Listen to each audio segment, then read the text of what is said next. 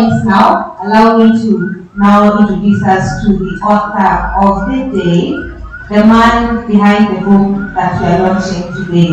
So Mr. Maina is a distinguished Kenyan writer, author, whose works span children's literature, cultural storytelling, and narratives that explore the complexities of African identity. He has several books, a few of them that we have just at the table when you're getting in, so make sure that you have a look at any one of them and pick something for yourself or for your child. Ladies and gentlemen, please join me in welcoming the author of My Husband, My Abductor, Mr. Andrew Maina.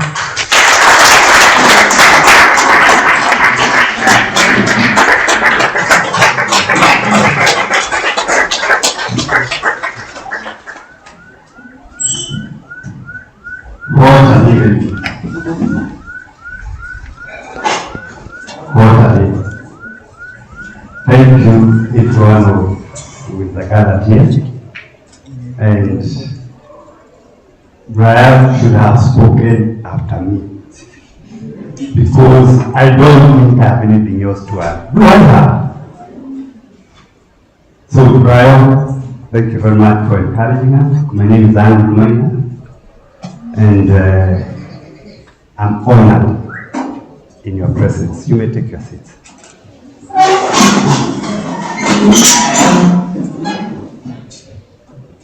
There was a time when I was worried.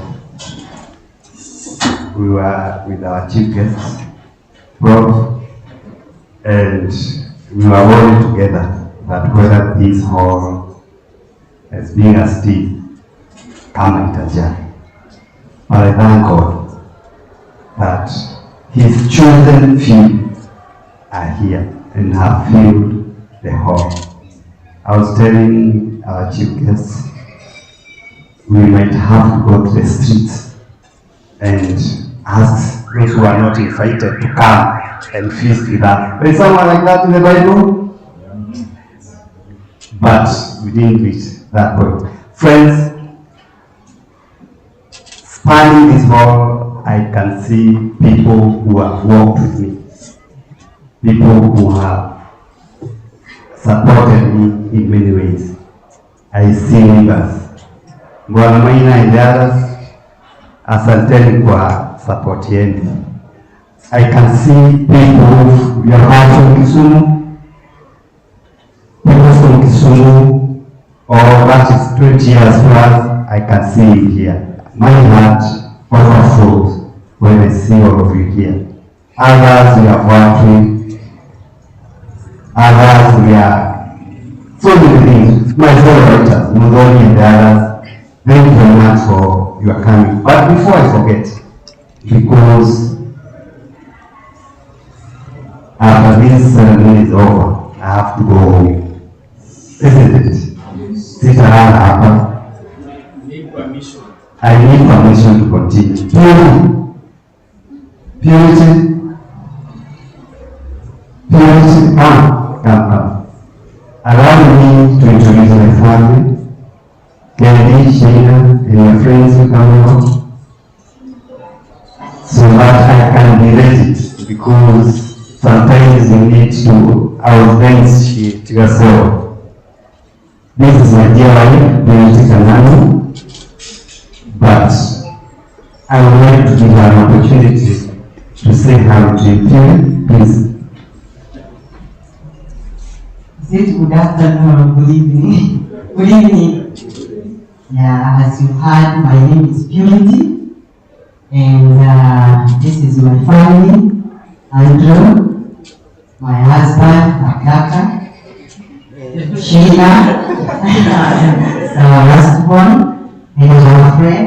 Then we have here, Samantha is my daughter, my second born daughter, and our friend here, Miles, who is the brother to this little girl, beautiful here you can see. And we have another one, our firstborn daughter, but she's not around, she's outside the country. But I believe that she is watching us online. Okay? Selma. So you are most welcome for this occasion. Support Andrew as much as you can, and we love you all. Thank you. Can you want to say hello on behalf of the others, please? Hello everyone. I'm Samantha Kennedy. Want to say hello? Present to Maina. India, we are all here to have for the support. Okay, thank you very much. You may take your seats. Asanteni sana. Sasa nina kibali kabisa full permission to continue. I may not be able to introduce other people, but there are two people I would like to mention. Levi Osano, come here.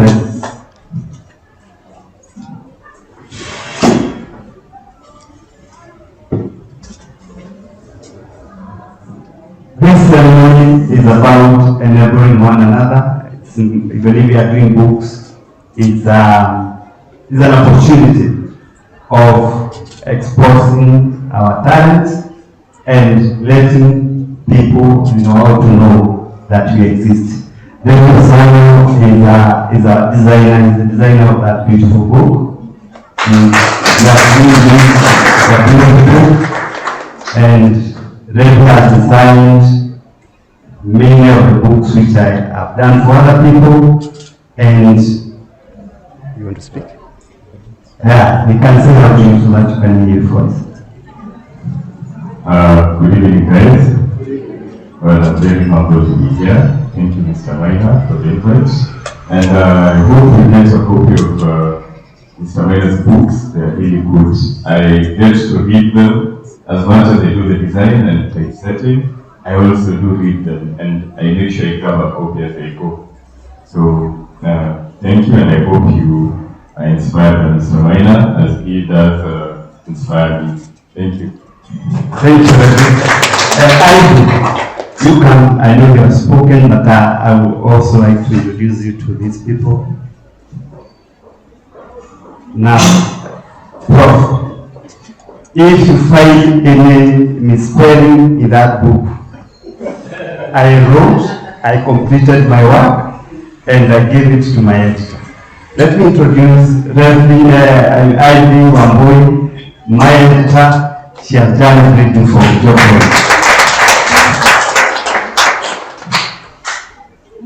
Good evening once more. It's always a pleasure working with Mr. Maina. He has told me under the mask, there is no misspelling. I'm very strict on that.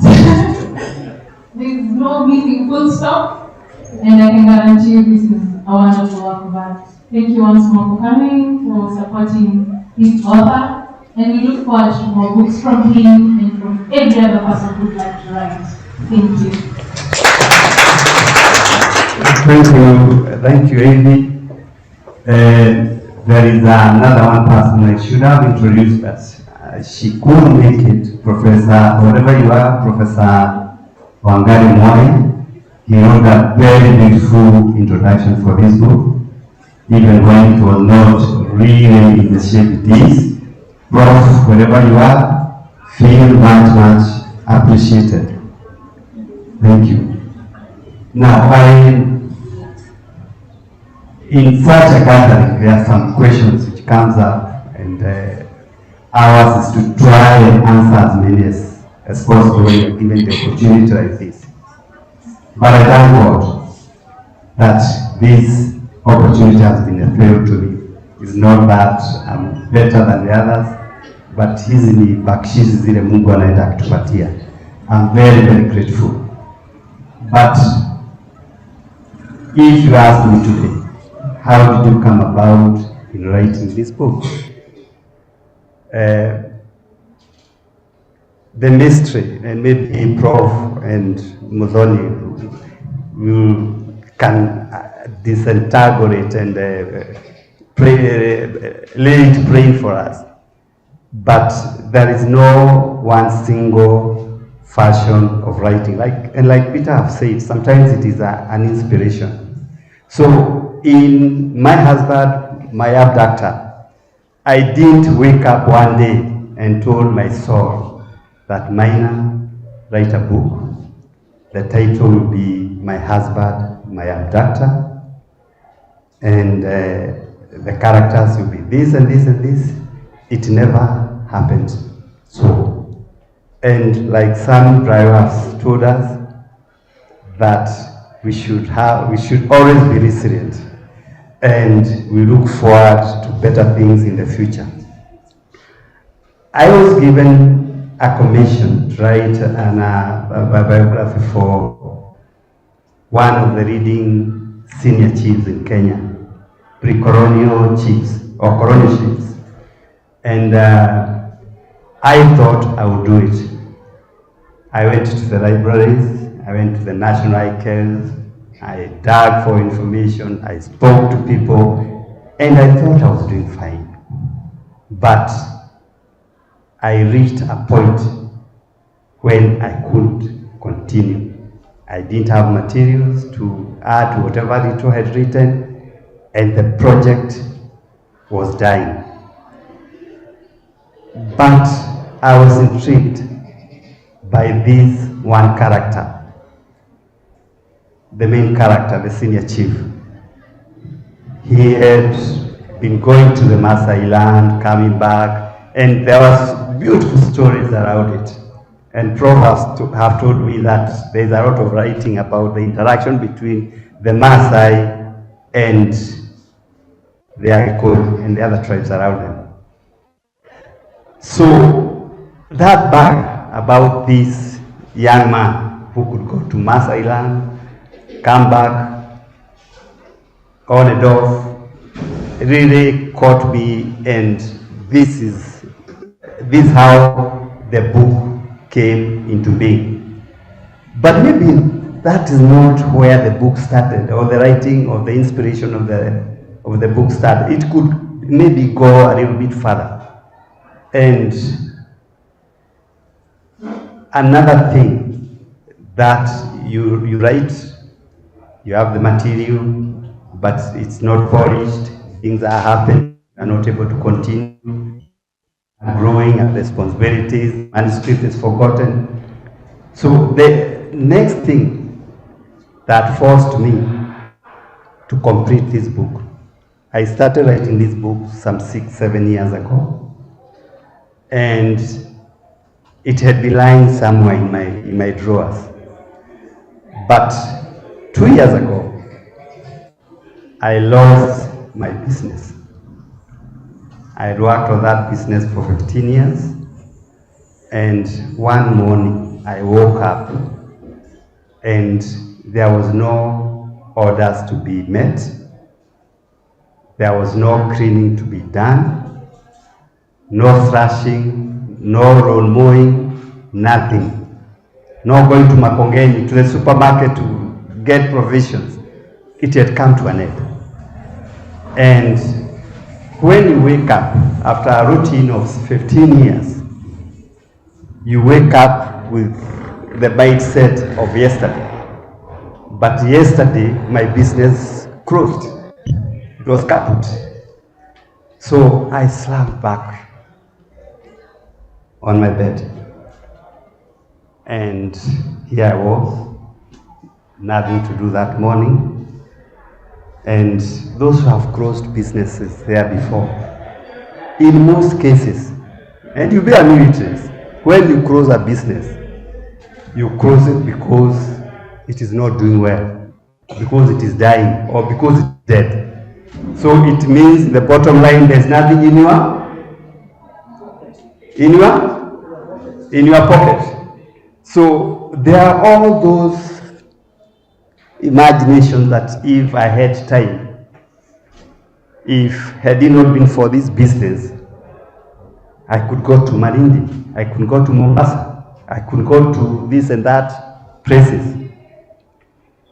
But that morning, even with all the time around me, there was nothing that I could do other maybe wake up and stroll in the village or in the streets of Thika.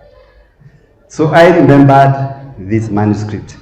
So I've been telling myself that this manuscript Though inspired by a story long time ago, it was fueled by another misfortune, my failure in whatever business I've been doing or the coming to an end of my business.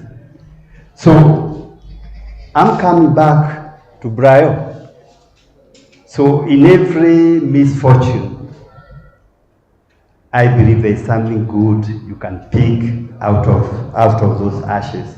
So this is a good example.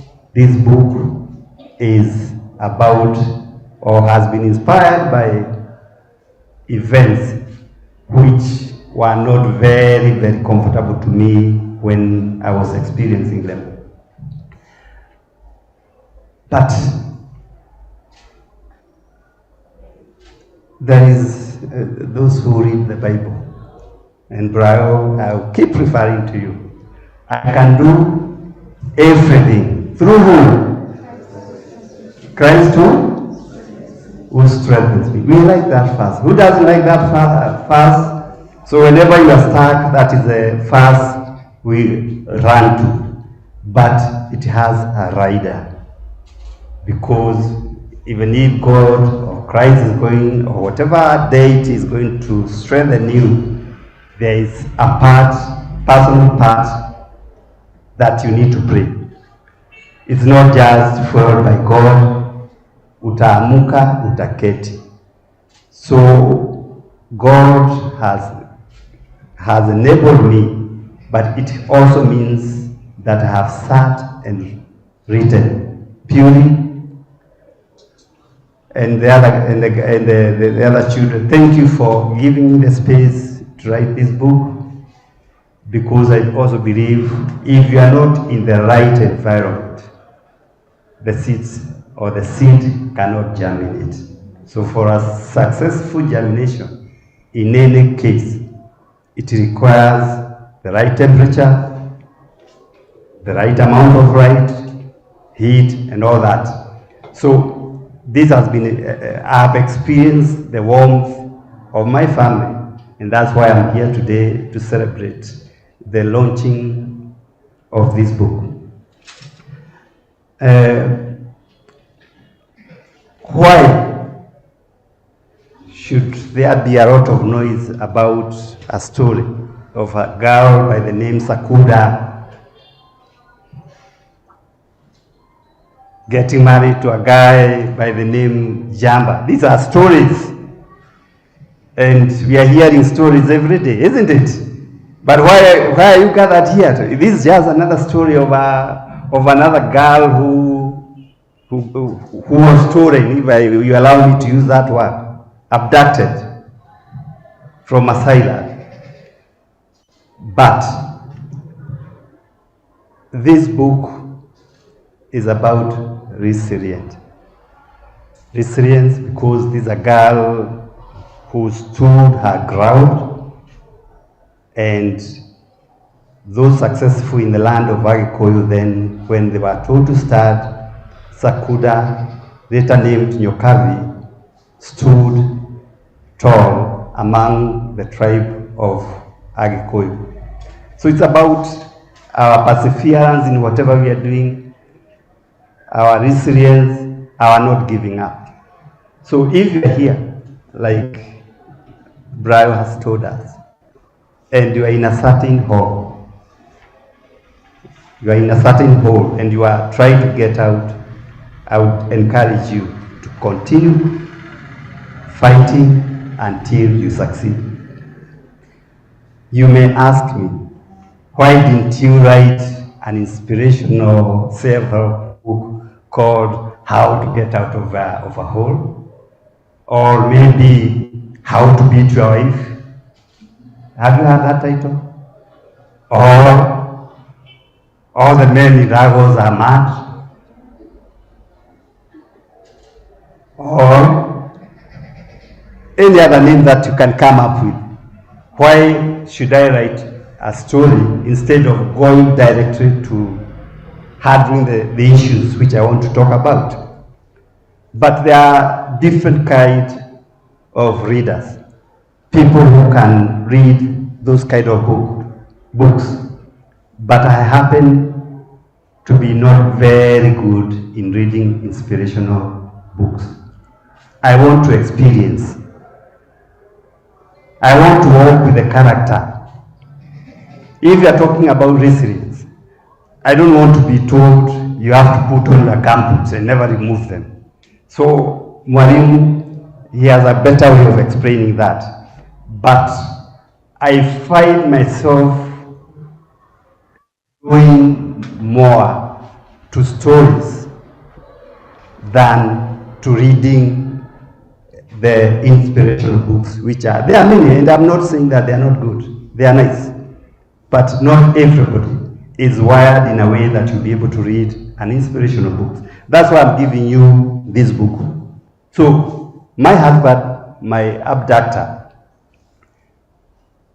Mudhoni, allow me to say it, is the kind of books I like reading. When I read a book, I want to imagine the life of that person.